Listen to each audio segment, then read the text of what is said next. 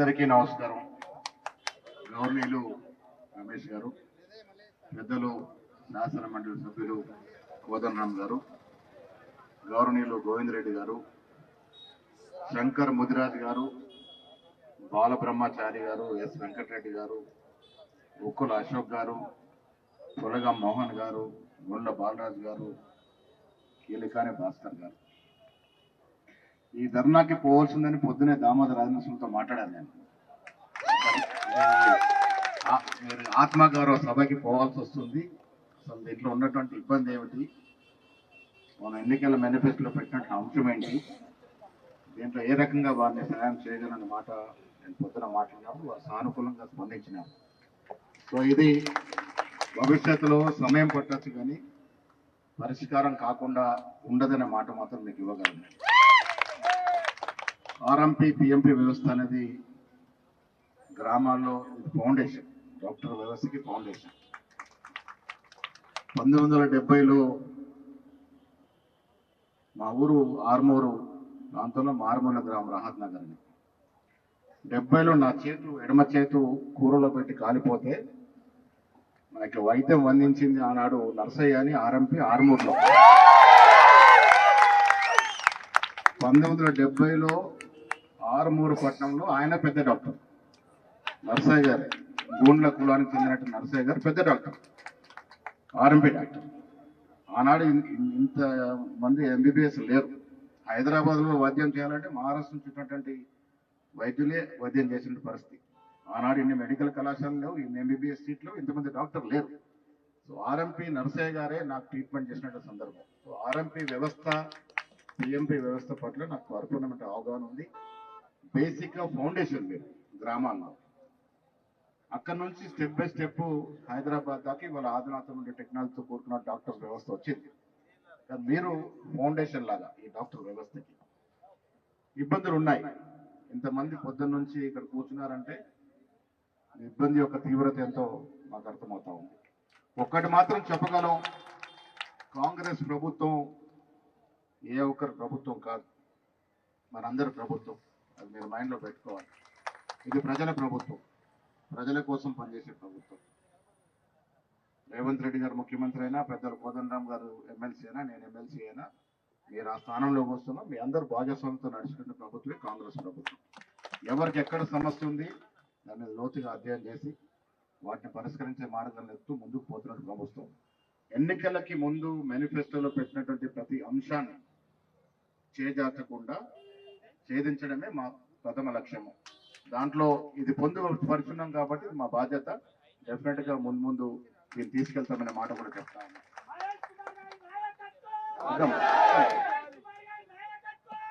రాజశేఖర రెడ్డి గారు ప్రజల మనిషి, ప్రజల సమస్యలు అర్థం చేసుకునే మనిషి కాబట్టి ఆనాడు మీకు 2008లో ఆ జీవో ఇచ్చినారు. అతను 2009లో ఒక జీవో ఇచ్చినారు. రమేష్ గారు కూడా దాంట్లో సభ్యులుగా ఉన్నారు. ఒకటి మనం అర్థం చేసుకోవాల్సింది, మెడికల్ కౌన్సిల్ ఆఫ్ ఇండియా వారు చాలా నిక్కచ్చిగా పోయేటటువంటి తత్వం. అలాంటి డాక్టర్లే వాళ్ళు ఉంటారు. నేను నిజామాబాద్కి మెడికల్ కళాశాల తెచ్చే తరుణంలో నేను ఆడవారు మా ఆరోగ్య శాఖ మంత్రి సుదర్శన్ రెడ్డి గారు దాదాపు 7 సార్లు ఢిల్లీ పోవాల్సి వచ్చింది ఒక చిన్న డీవియేషన్ అధిగమించడానికి. సో అంత నిక్కచ్చిగా పోయేటట్టు సంస్థ అది. వారు కోరుకునేది కూడా వైద్యం అనేది శాస్త్రీయబద్ధంగా ఉండాలి, గ్రామంలో వైద్యం అనేది శాస్త్రీయబద్ధంగా ఉండాలని. పెద్దలు చెప్పినట్టు మీ పరిమితుల్లో మీరు పనిచేయాల్సిన పరిస్థితి వాళ్ళు. చాలా సందర్భాలు మనం వింటూ ఉంటాం, గ్రామాల్లో ఒక ఆర్ఎంపీ డాక్టర్, పిఎంపీ డాక్టర్కు సర్జరీ చేశారని వికటించింది, చనిపోయారని. సో కొంతమంది డాక్టర్లు వారి పరిమితులు అధిగమించి చేయకూడని ఆపరేషన్లు చేయడం, చేయకూడని వైద్యం చేయడం వల్ల మీకు ఈ రకమైన ఇబ్బందులు వస్తూ ఉన్నాయి. దాన్ని అధిగమించడానికి ట్రైనింగ్ ఇవ్వాల్సిన పరిస్థితి. చాలా మంది ట్రైనింగ్ తీసుకుని ఉన్నారు, ఇంకా ఇవ్వాల్సిన వారు కూడా ఇద్దాం. మేము కోరేది కూడా గ్రామాల్లో మీరు ఎంత పరిమితి వరకు ట్రీట్మెంట్ ఇవ్వాలి, మీరు అవసరం, గ్రామాల్లో అవసరం. ప్రతి చోట ప్రతి గ్రామంలో ఎంబీబీఎస్ డాక్టర్ ఉండరు. గ్రామాల్లో మీరు అవసరం. మీ పరిమితులకు లోబడి మీరు ట్రీట్మెంట్ చేయాల్సిన పరిస్థితులు కూడా ఉంటాయి, చేయాల్సిన అవసరం కూడా ఉంది. ఆ దశగా ప్రభుత్వం పనిచేస్తూ ఉంది. 10 ఏళ్ళుగా మనం, నేను ఇక రాజకీయాలు మాట్లాడడం కానీ 10 ఏళ్ళుగా మనం పాలన చూసాం. హైదరాబాద్లో కొన్ని కార్పొరేట్ ఆసుపత్రులు పెరగడం తప్ప యావత్ వైద్య రంగాన్ని మంట కలిపినారు. టోటల్ ప్రైమరీ హెల్త్ సెంటర్ ఖతమైపోయినాయి. సో ఇవాళ మా ప్రయారిటీ, కాంగ్రెస్ ప్రభుత్వ ప్రయారిటీ వ్యవసాయంతో పాటు విద్య, వైద్యం. మీరు చూసారు 57 ఇంటిగ్రేటెడ్ స్కూల్స్ ఇస్తా ఉన్నాం. ఒక్కొక్క స్కూల్ మీద 130 కోట్లు కొడతా ఉన్నాం. కారణం ఏంటంటే విద్యాపరంగా ఈ రాష్ట్రం అభివృద్ధి చెందాలి. అదేవిధంగా వైద్యం, ఇలా మళ్ళీ ప్రైమరీ హెల్త్ సెంటర్ నుంచి నిమ్స్ వరకు ప్రక్షాళన చేస్తా ఉన్నాం.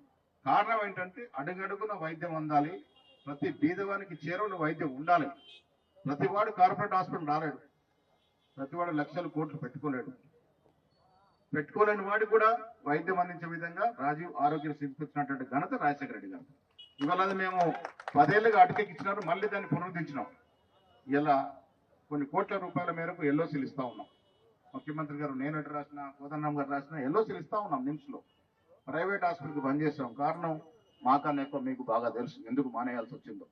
అదేవిధంగా CMRY కూడా ఇస్తా ఉన్నాం.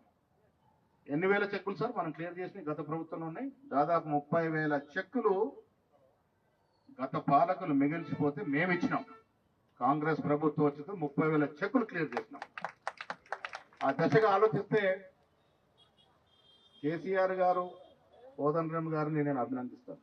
ఉద్యమంలో పాత్ర పోయించి నేను కూడా అభినందిస్తాను. కానీ 10 ఏళ్ల పాలన చూసుకున్నప్పుడు శుతిలేని సంసారం నడిపి ఇలా మీలాంటి సమస్యలంతా కూడా గాలి వదిలేసి కనీసం చెప్పుకుందామంటే ధర్నా చౌకులు ఎత్తేసి ఇలా ఇంత ఘనంగా చెప్పుకుంటా ఉన్నారు. పొద్దున ఫోన్ చేశారు, పర్మిషన్ ఏదో ఇబ్బంది ఉందని.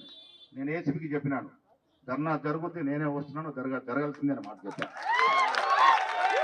కారణం ఏంటంటే ప్రజల సమస్యలు విన్నవించుకునే అవకాశం ప్రభుత్వాలు ఇవ్వాలి. అది అయితేనే ప్రజా ప్రభుత్వాలు.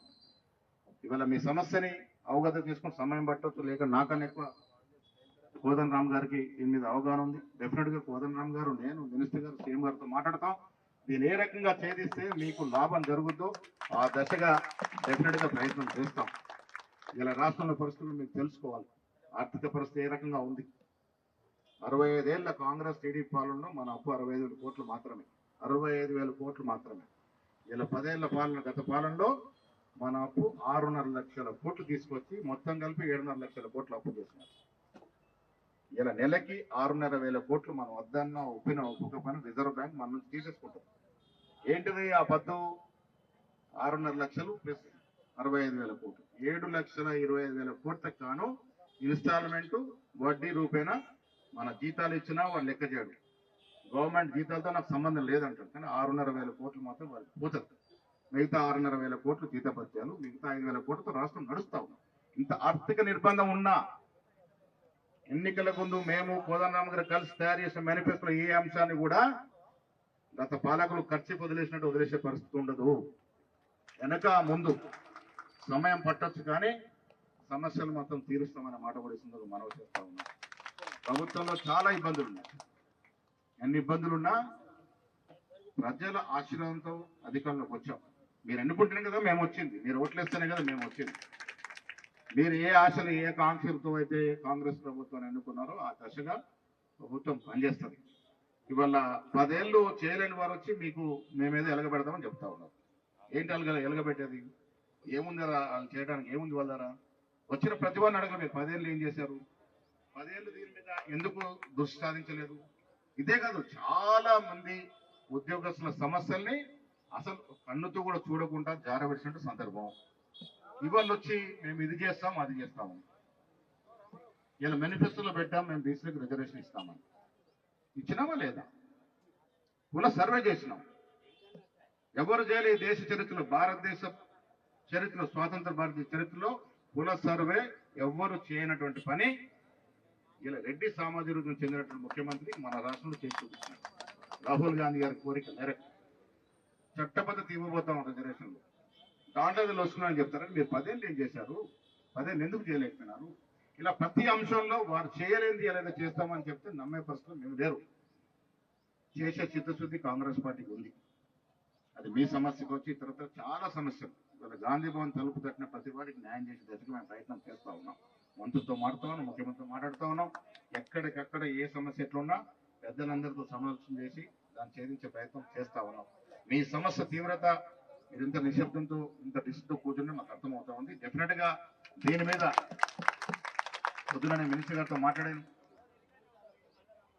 వీరంత తొందరగా కోదండరామ్ గారు మేము మీ నాయకులు కూడా పిలుస్తాం. ఆ కమిటీ కమిటీ వేసే దేశం అంటే ఏది ఉన్నా మనం ఒక మంచి పని చేయాలన్నా దానికి చట్టబద్ధత ఇవ్వాలి, ఫుల్ ప్రూఫ్గా చేయాలి, పగడబందిగా చేయాలి. ఆషామాషి చేస్తే మళ్ళీ నిలవదు. పగడబందిగా చేయాలి కాబట్టి ఏ రకంగా చేస్తే బాగుంటుందో పెద్దలు సలహాలు సూచనలు తీసుకొని వీలైతే 2-3 రోజులు దామోదర రాష్ట్రం గారితో మీరు రండి, నేను కూడా వస్తాను, మాట్లాడదాం. కోదండరామ్ గారిని పిలుచుకున్నాం. ఈ సమస్యని ఏ రకంగా సాల్వ్ చేస్తే ప్రజలకి న్యాయం జరుగుతుందో ఆ దశగా చేసే ప్రయత్నం చేద్దాం. ముఖ్యమంత్రి గారితో కూడా డిస్కస్ చేసి మీరు ఏ రకంగా ఛేదించాలో చేద్దాం. శాస్త్రబద్ధంగా మీకు ట్రైనింగ్ ఇవ్వాల్సిన అవసరం ఉన్నది. ప్రతి వాడు ఇంజక్షన్ ఇవ్వలేడు. ఇంజక్షన్ ఇచ్చిన ఒక పద్ధతి ఉంటుంది. ఆ పద్ధతి ప్రకారం డెఫినెట్గా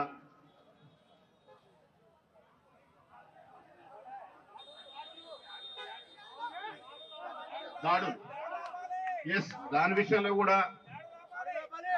దాడులు ఆపే విషయంలో కూడా డెఫినెట్ గా చొరవ తీసుకుంటాం.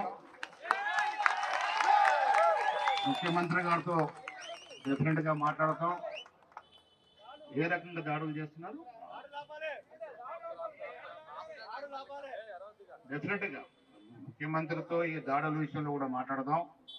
మీరు కూడా కొంత సమయం పాటించండి. దీన్ని ఫుల్ ఫ్లెడ్జ్డ్ గా ఫుల్ ప్రూఫ్ గా పద్ధతి ప్రకారం పగటిబందిగా దీన్ని అమలు చేసుకునే ప్రయత్నం చేద్దాం. నేను వీళ్ళని త్వరగా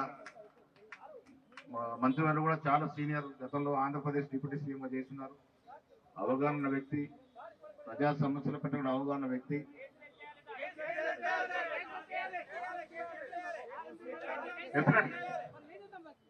డెఫినెట్ గా చేద్దాం. నేను మీ అందరికీ ఒకటి సూటి ప్రశ్న, 10 ఏళ్ళు ఈ సమస్య ఎందుకు నానింది సమస్య ఒకసారి అవగతం చేసుకోవాలి. 10 ఏళ్ళు మాట్లాడే నాయకులు వచ్చి మీకేదో చెబితే మీరు దయచేసి తొందరపడకండి. ఇలా సమస్య 10 ఏళ్ళు నానింది. మీరు మాకు ఓటేశారు, మేము అధికారంలోకి వచ్చాం. ఓటేసిన ప్రతివాడి సమస్యను ఏదో రకంగా తీర్చాలనే ఉద్దేశంలో ఉన్నాం కాబట్టి వీలైనంత త్వరగా ఈ సమస్యని పరిష్కరించుకునే ప్రయత్నం చేద్దాం. దాంట్లో పెద్దలు కోదండరామ్ గారు, మేము అందరం కూడా భాగస్వాములు అవుతాం. దీని పద్ధతి ప్రకారం చేసే ప్రయత్నం చేస్తాం. డెఫినెట్ గా దాడుల విషయంలో కూడా డెఫినెట్ గా ఈ రోజే మాట్లాడతాను, ముఖ్యమంత్రి గారితో మాట్లాడతాం. సమస్య పరిష్కారం అయ్యే వరకు, సమస్య కొలికి వచ్చే వరకు దాడులు జరగకుండా ఉండే విధంగా ప్రయత్నం చేస్తామనే మాట కూడా ఈ సందర్భంలో చేస్తూ నేను మళ్ళీ చెప్తా ఉన్నాను, రేవంత్ రెడ్డి గారికి కానీ మాకు కానీ కోదండరామ్ గారికి కానీ గత పాలకుల్లాగా భేషజాలు లేవు. ప్రతి సందర్భంలో అవసరం అనుకున్న ఒక మెట్టు దిగడానికి సిద్ధం. ఒక చిన్న ఉదాహరణ, గతంలో 2017లో ఆర్టీసీ సమ్మె జరిగింది. మిత్రులారు మీ అందరి కోసం గుర్తు చేస్తా ఉన్నా. ఆర్టీసీ సమ్మె 42 రోజులు జరిగింది. చాలా మంది ప్రాణాలు పోయినాయి. ఆ ఇవ్వాల్సిన వాగ్దానాలు కుదకి కేసీఆర్ ఇచ్చినారు.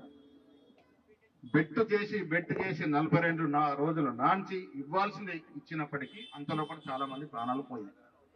ఈ రకమైన పాలన మాది కాదు. భేషజాలు లేవు. ఉన్న దాంట్లో వేలాంతరంగా తీర్చే ప్రయత్నం చేస్తామనే మాట మాత్రం చెప్తా ఉన్నాను. ఇది మీ ప్రభుత్వం, మనందరి ప్రభుత్వం అనే మాట చెప్తూ సెలవు తీసుకుంటా ఉన్నాను. జై హింద్.